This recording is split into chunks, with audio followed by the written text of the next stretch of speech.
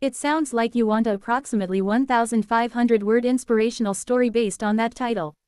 Here is a full heartwarming narrative you can use for a video, blog, or narration. Please help her. Daddy, the single dad CEO rescued a freezing homeless girl. Years later she returned. The winter wind howled through the streets of the city, cutting through coats and scarves like a knife. Snow had begun to fall, covering sidewalks and streetlights in a thin white blanket. Inside a sleek black car waiting at a traffic light sat Daniel Carter, a successful CEO and single father. His 8-year-old daughter Lily sat beside him in the passenger seat, her nose pressed against the window as she watched the snow drift down. Daniel had just finished another exhausting day at work. Running a large company was never easy, and since his wife had passed away 3 years earlier, balancing work and fatherhood felt like walking a tightrope every single day. The red light glowed above the intersection. Then Lily noticed something. Across the street, sitting near a closed convenience store, was a small figure curled up against the cold brick wall. It was a girl. She looked about Lily's age, maybe a little older.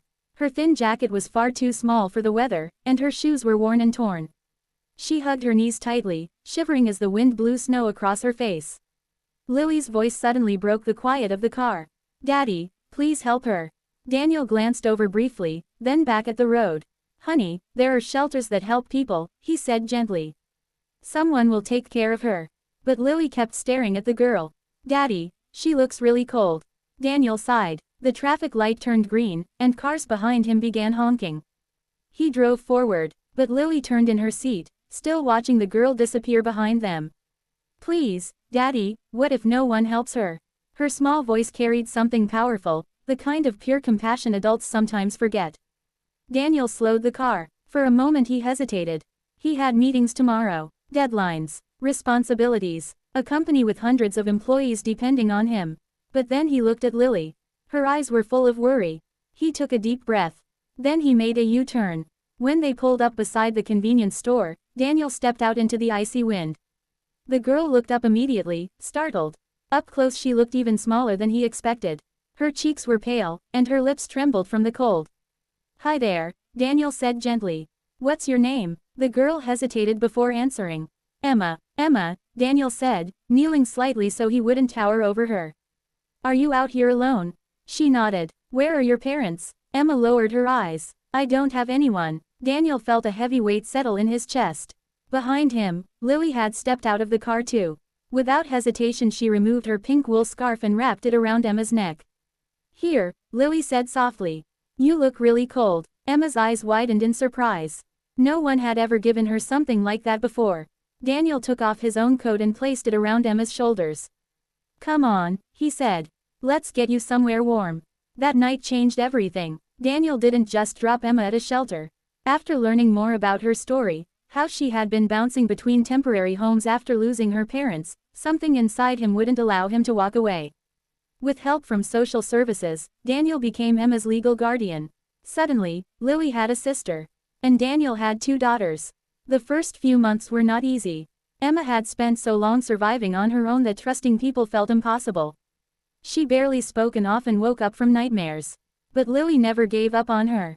They did homework together. They built pillow forts. They watched movies under blankets. Slowly, Emma began to smile. For the first time in years, she felt safe. Years passed. Emma worked harder than anyone Daniel had ever seen. Maybe it was because she remembered the cold streets. Maybe it was because someone had once believed she deserved a better life. She studied late into the night. Graduated at the top of her class. Earned scholarships. Eventually, she left for college. On the day she moved into her dorm, Daniel hugged her tightly. I'm proud of you, he said. Emma smiled. You saved my life, she replied quietly. Daniel shook his head. No, he said. You saved your own. 10 years later, Daniel Carter stood in his office staring at a letter in his hands. His company had been struggling financially for months.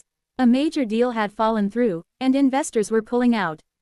If something didn't change soon, everything he had built might collapse. His assistant knocked on the door. Sir, there's someone here to see you. Daniel rubbed his temples. I'm really busy today. She says it's important. Daniel sighed. Send them in. The door opened, and a young woman stepped inside.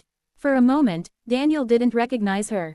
She wore a professional suit, and confidence radiated from her posture. Then she smiled, and suddenly he saw it. Emma, he said, stunned. She laughed softly. Hi, Dad. Before Daniel could say another word, she walked over and hugged him tightly. I've missed you, she said. Daniel stepped back, still amazed. Look at you, he said. What are you doing here? Emma placed a folder on his desk. I heard your company was having trouble. Daniel frowned slightly. News travels fast. Emma smiled again. Especially when you work in investment. Daniel blinked. Investment. Emma nodded. I started a technology company 3 years ago. She opened the folder. Inside were documents, contracts, and numbers that made Daniel's eyes widen. My company wants to partner with yours, Emma explained. We can bring new technology, new investors, and new opportunities.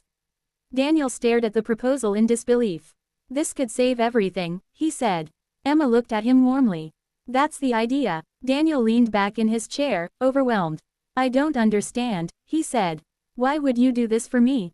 Emma's expression softened. She glanced out the window where snow was beginning to fall again, just like that night years ago. Then she looked back at him. Because once, she said quietly, a little girl asked her daddy to help a freezing stranger. Her voice grew emotional, and that single act of kindness gave me a life. She smiled through tears. So now, I'm returning the favor. Daniel stood up and hugged her again, his eyes shining. At that moment, he realized something profound. Success wasn't measured by money or power. It was measured by the lives we choose to lift. And sometimes, the smallest acts of kindness come back in ways we never expect. Heart moral. One act of kindness can change a life, and sometimes, years later, that kindness finds its way back home. If you want, I can also help you with Clapperboard YouTube storytelling script with hooks and narration cues. Studio microphone AI voiceover script. Magnet viral title plus description plus tags. Stopwatch Shorts Reels version of the story. 1500 WAD.